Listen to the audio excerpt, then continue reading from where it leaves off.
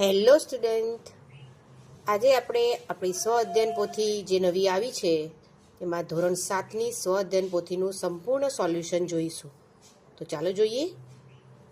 તો સૌપ્રથમ વિડીયોની શરૂઆત આપણે આપણા પ્રકરણ નંબર 2 પ્રાણીઓમાં પોષણથી કરીશું.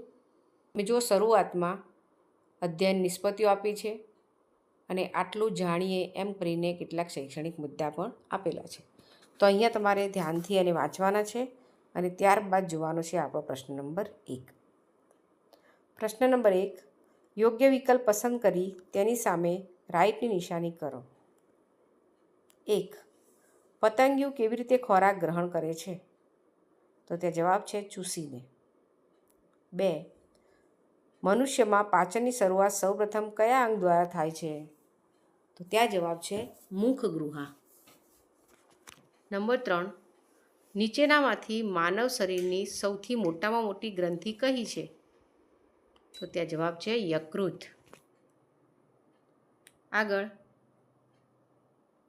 આગળ પ્રશ્ન 4, વાગોળનાર પ્રાણીઓમાં નાના અને મોટા આંતરડા વચ્ચે રહેલી કોથળી જેવી રચનાને શું કહે છે? તો જવાબ છે અંધાત્ર. તો વિદ્યાર્થી મિત્રો, આવા અનેક એજ્યુકેશનલ વિડીયો મેં મારી વેબસાઇટ ઉપર પણ મૂકેલા છે. આ જે લિંક દેખાય છે એ જ લિંક ડિસ્ક્રિપ્શનમાં મૂકેલી છે. તમે ત્યાં જઈને ક્લિક કરશો એટલે તમારી સામે એક આવું પેજ ઓપન થશે પારુલ ક્લાસીસનું.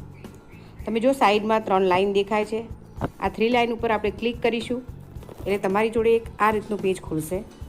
જેમ કે ગૂગલ ફોર્મ, જ્ઞાન સાધના, NMMS પરીક્ષા, PSC પરીક્ષા, તો આવા અનેક પ્રકારના વિડીયો મેં અંદર મૂકેલા છે. જેમ કે આપણે જોઈએ તો સ્વ અધ્યયન પોથી લખેલું છે. હવે તમે સ્વ અધ્યયન પોથી પર ક્લિક કરશો તો તમારી આગળ એક આ પેજ ખુલી જશે, સ્વ અધ્યયન પોથીનું સોલ્યુશન વિડીયો જોવા માટે નીચેના બટન પર ક્લિક કરો. તો તમે અહીંયા જેવા ક્લિક કરશો એટલે સીધું તમને અહીંયા વિડીયો જોવા માટે બટન પર ક્લિક કરો. તમે ક્લિક કરશો એટલે તમારી આગળ ધોરણ વાઇઝ આપણી જે સ્વ અધ્યયન પોથી નવી આવેલી છે એ દરેકના વિડીયો તમને અહીંયા જોવા મળશે. જો તમે ધોરણ 6, ધોરણ 7, ધોરણ 8 આ 3 ધોરણની સ્વ અધ્યયન પોથીના સોલ્યુશન અહીંયા મૂકેલા છે. એક્ઝામ્પલ તરીકે આપણે જોઈએ ધોરણ 6નું, તો અહીં ક્લિક કરો લખ્યું છે ને, ત્યાં તમે ક્લિક કરશો તો તમને સીધા યુટ્યુબ ઉપર ધોરણ 6ની પ્લેલિસ્ટ જોવા મળશે સ્વ અધ્યયન પોથીની. જો આવી ગઈ છે ને તો આ રીતે તમે સીધા એના પ્લેલિસ્ટ ઉપર જઈ શકશો. તો આ રીતે તમારે અલગ અલગ એજ્યુકેશનલ વિડીયો જોવા હોય તો મારી વેબસાઇટ ઉપર તમે સીધા જઈને પણ જોઈ શકો છો. નંબર 5, ખોરાકના જટિલ ઘટકોનું સરળ ઘટકોમાં રૂપાંતર એ કયો ફેરફાર છે?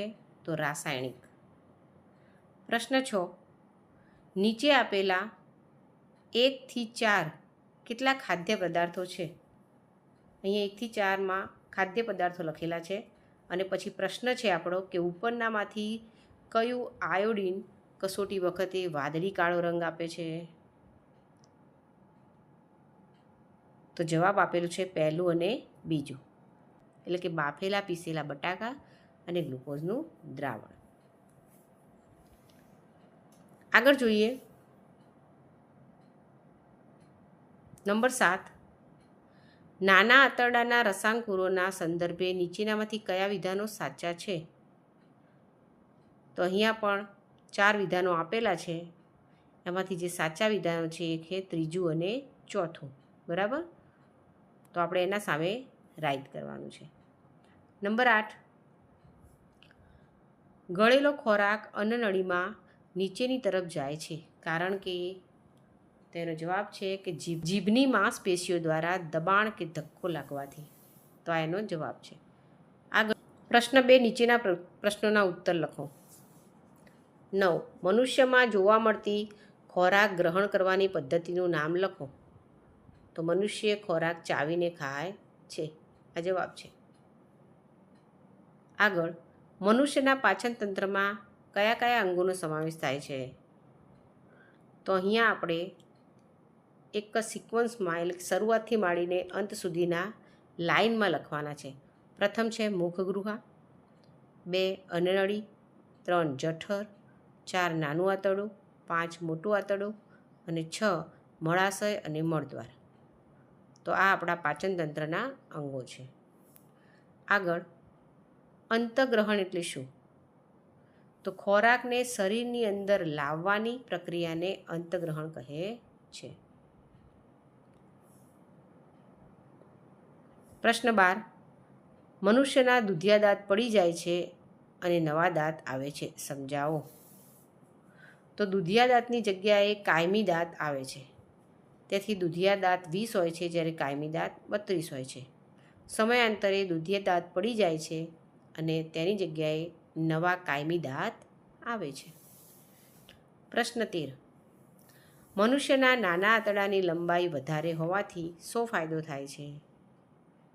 તો નાના આંતરડાની લંબાઈ વધારે હોવાથી ખોરાકમાં વધુ ઉત્સેચકો ભળે છે અને ખોરાકનું સંપૂર્ણ પાચન થાય છે. આગળ જોઈએ 14. નાના આંતરડામાં જોવા મળતી પ્રવર્ધો જેવી રચનાનું કાર્ય જણાવો. તો નાના આંતરડામાં જોવા મળતી પ્રવર્ધો જેવી રચના ખોરાકને પચાવવામાં અને પોષક દ્રવ્યોને બનાવવામાં ઉપયોગી છે. 15.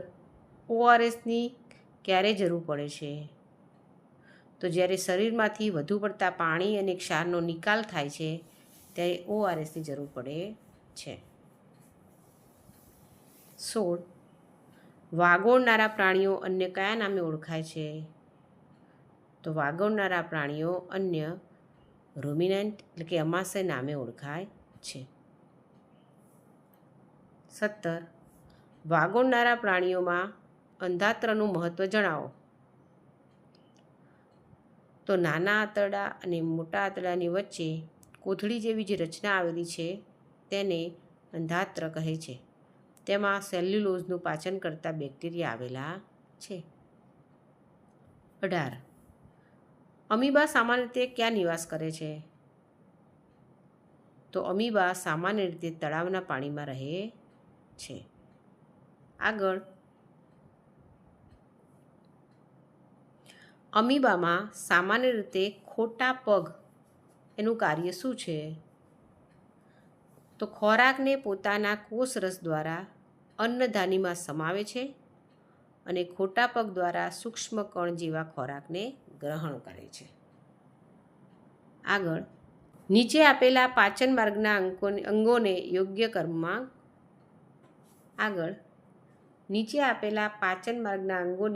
ક્રમમાં ગોઠવો.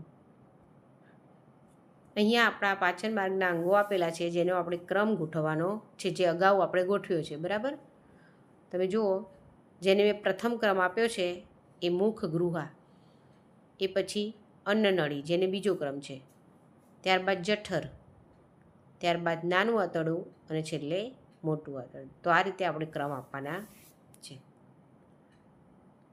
આગળ નીચેનામાંથી જીભ માટે કયું વિધાન સાચું નથી? તો ત્યાં આવશે આપણો ઓપ્શન બી કે પાછળના છેડે મુક્ત હલનચલન કરી શકે છે. આ ખોટું છે. બરાબર, જીભ માટે આ સાચું નથી, માટે ત્યાં રાઈટ કરીશું. નંબર 24. આપણને ઘણીવાર ઉલટી કેમ થાય છે? તો જ્યારે ખોરાક જઠરમાં અપાચિત રહે છે ત્યારે આપણને ઉલટી થાય છે. એટલે કે જઠરમાં જ્યારે ખોરાક પૂરેપૂરો પચતો નથી, જેનું અપાચન થાય છે, અને એ સમયે આપણને ઉલટીનો અનુભવ થાય છે. આગળ જોઈએ, પાચક રસ પ્રોટીનને તોડીને તેનું સરળ ઘટકોમાં રૂપાંતર કરે છે. આ પાચક રસને કાર્યરત કરવા જઠરમાં કેવું માધ્યમ હોવું જરૂરી છે? તો પાચક રસ પ્રોટીનને તોડીને તેનું સરળ ઘટકોમાં રૂપાંતર કરે છે. આ પાચક રસને કાર્યરત કરવા જઠરમાં એસિડિક માધ્યમ હોવું જરૂરી છે. આગળ પ્રશ્ન, યકૃત અને સ્વાદુપિંડના સ્ત્રાવોનું મહત્ત્વ જણાવો. તો જવાબ છે, યકૃતમાંથી પિત્તાશય ઉત્પન્ન થાય છે જે ચરબીના પાચનમાં મદદ કરે છે, અને સ્વાદુપિંડમાંથી સ્વાદુરસ ઉત્પન્ન થાય છે જે પ્રોટીનના પાચનમાં મદદ કરે છે. આગળ જોઈએ, વિભાગ અ અને વિભાગ બ ને યોગ્ય રીતે જોડો. તો અહીંયા અ વિભાગ સામે બ વિભાગને આપણે જોડવાનો છે. પિત્તાશય તો તેની સામે આવશે પિત્તરસ, સ્વાદુપિંડ તો સ્વાદુરસ, જઠર સામે જશે પાચક રસ અને નાનું આંતરડું તો ત્યાં થશે રસાંકુરો. બરાબર. ચલો આગળ જોઈએ. આગળ દર્શાવેલા ઘટકોના પાચન દરમિયાનનું રૂપાંતર રિક્ત સ્થાનમાં લખો. અહીંયા જુઓ, ચરબી તો તેનું પાચન થશે અને પછી ફેટી એસિડ અને ગ્લિસરીન. પ્રોટીન તેનું પાચન થઈ એમિનો એસિડ લખવાનું છે અને કાર્બોદિત તો પાચન થઈ શર્કરા. બરાબર. આગળ જોઈએ 30. સ્વાંગીકરણ ક્રિયા દ્વારા પાચિત ખોરાકમાં રહેલા ગ્લુકોઝને તોડવાનું કાર્ય ઓક્સિજન કરે છે. તે દરમિયાન પાણીની સાથે કયો વાયુ ઉત્પન્ન થાય છે? તો સ્વાંગીકરણ ક્રિયા દ્વારા પાચિત ખોરાકમાં રહેલા ગ્લુકોઝને તોડવાનું કાર્ય ઓક્સિજન કરે છે. તે દરમિયાન પાણી સાથે કાર્બન ડાયોક્સાઇડ વાયુ ઉત્પન્ન થાય છે. આગળ જોઈએ. આપણે ખોરાકમાં ઘાસનો ઉપયોગ કેમ નથી કરતા?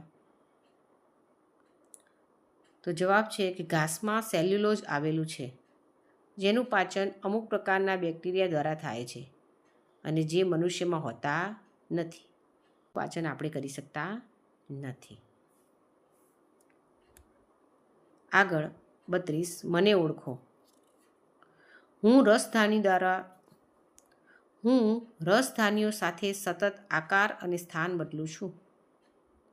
તો જવાબ છે અમીબા. આગળ 33. પ્રાણીઓને ખોરાકમાં શું શું આપવામાં આવે છે? તો પ્રાણીઓને ખોરાકમાં ઘાસ, ખાણ, અનાજ, પાણી વગેરે આપવામાં આવે છે. 34. પ્રાણીઓને દિવસ દરમિયાન કયા કયા સમયગાળામાં ખોરાક અને પાણી આપવામાં આવે છે? તો પ્રાણીઓને દિવસ દરમિયાન 3 વાર એટલે કે સવાર, બપોર અને સાંજ એમ 3 વાર ખોરાક અને પાણી આપવામાં આવે છે. પશુઓને પાણી પીવડાવવા માટેની શી વ્યવસ્થા છે? તો પશુઓને પાણી પીવડાવવા માટે હવેડા, ટાંકી, કુંડી જેવી વ્યવસ્થા હોય છે. 36. પ્રાણીઓની માવજત તથા સ્વચ્છતા કેવી રીતે રાખવામાં આવે છે? તો પ્રાણીઓના વાળ સમયાંતરે કાપવામાં આવે છે. અમુક સમયે નવડાવવામાં પણ આવે છે. અમુક સમયે તેમની ખરી પણ કાપવામાં આવે છે. આગળ 37. પશુઓના રહેઠાણને સ્વચ્છ રાખવા કયા કયા પગલાં લેવામાં આવે છે? તો દરરોજ પ્રાણીઓના મળમૂત્ર સાફ કરવા જોઈએ, જેને વાહિદુ કહે છે. અમુક સમયે તેની જગ્યા પર ટાંસ એટલે કે ભૂક્કો નાખી કોરી કરવી જોઈએ અને આ રીતે આપણે પ્રાણીઓની કાળજી રાખવી જોઈએ. તો અહીંયા આપણી આ સ્વઅધ્યયન પોથી પૂર્ણ થાય છે. નેક્સ્ટ બીજા વિષયની જે સ્વઅધ્યયન પોથી છે આપણા નેક્સ્ટ વિડીયોમાં આપણે જોઈશું. નમસ્કાર.